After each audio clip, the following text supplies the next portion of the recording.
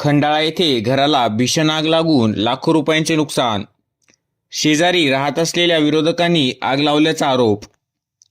पुसद तालुक्यातील खंडाळा अमृतनगर येथील रहिवासी असलेले शेख असलम शेख इरफान वय 45 वर्ष राहणार अमृतनगर खंडाळा यांच्या राहत्या घराला आग लागून सोने चांदी नगदीसह घरातील फर्निचर व इतर साहित्य असे 13 ते 15 लाख रुपयांचे साहित्य जळून खाक झाले.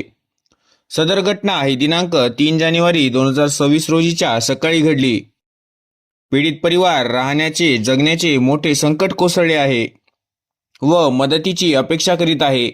मिळालेल्या माहितीवरून खंडाळा पोलीस स्टेशन अंतर्गत पोलीस स्टेशन जवळ असलेल्या अमृतनगर येथील शेख असलम शेख इरफान हे लकडी कामगार असून परिवारातील इतर पुरुष मंडळी कामानिमित्त मुक्कामी डिग्रस येथे गेले होते, तर परिवारातील महिला गावाजवळच असलेल्या शेतात राखणीसाठी गेल्या होत्या. घरी कोणीच नव्हते. त्यावेळी घराला आग लागून 13 ते 15 लाख रुपयांचे सर्व साहित्य जळून राख झाले.